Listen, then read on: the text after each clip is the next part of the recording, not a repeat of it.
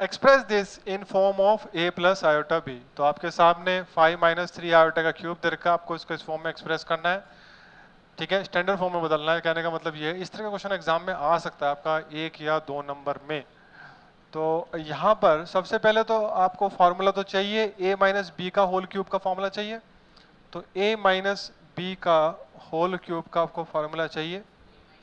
तो मैंने pascal triangle law से इसको किया हुआ है, आप चाहो तो पास्कल ट्रायंगल लॉ की वीडियो देख सकते हो। उसके अंदर क्या होता है, हम पहले कोफिशिएंट्स लिखते हैं और पास्कल ट्रायंगल लॉ के अकॉर्डिंगली जो पावर 3 होते हैं उसके कोफिशिएंट्स होते हैं आपके 1, 3, 3 एंड 1।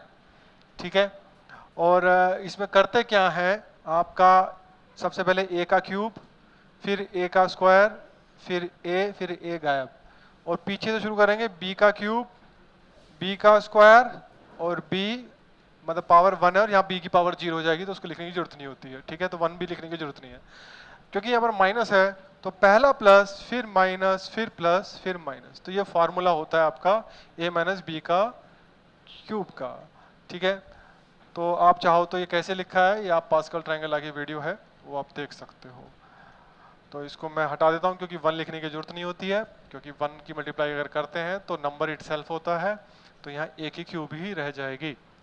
तो इस फॉर्मूले का इसमें यूज करेंगे। यहाँ पर आप देख सकते हैं क्या है, आपका 5 माइनस 3 आयोटा का क्यूब है। तो सबसे पहले क्या होगा, आपका 5 का क्यूब हो जाएगा माइनस 3 मल्टीप्लाइड में a का स्क्वायर, a आपका 5 है तो 5 का स्क्वायर हो गया, और यहाँ पर b भी आ जाता है तो b आपका आएगा 3 आयोटा, ऐसे करके लिखेंगे। फिर प्लस 3 मल्टीप्लाइड में a यानी कि 5 और b यानी कि आपका 3 आयोटा का स्क्वायर, और माइनस का यहाँ पर 3 आयोटा का क्यूब। ठीक है, अच्छा कुछ रूल्स आपके सामने। आयोटा अगर है तो कुछ नहीं होता, आयोटा का अगर स्क्वायर होता है तो क्या होता है, -1 होता है, और आयोटा का अगर क्यूब होता है तो क्या होता है, माइनस आयोटा। क्योंकि देखो सीधी सी बात है, यहाँ आयोटा की मल्टीप्लाई दोनों तरफ कर दो, यहाँ आयोटा की दोनों तरफ मल्टीप्लाई करते हैं तो यहाँ तो बन जाता है आयोटा क्यूब, और यहाँ क्या बनेगा, -1 into iota, that is minus iota. ठीक है, और ये तो चलो वैसे इसमें जरूरत पड़ नहीं रही है आयोटा की पावर 4, बट फिर भी आपको ये पता होना चाहिए। तो ये आपका नॉलेज क्लाउड में। बस अब वैल्यू रखना शुरू कर देते हैं। तो 5 का क्यूब आपका कितना होता है, 125, और यहां पर आप देखेंगे तो 25 25 75 और 75 तिये आपका अगेन कितना हो गया,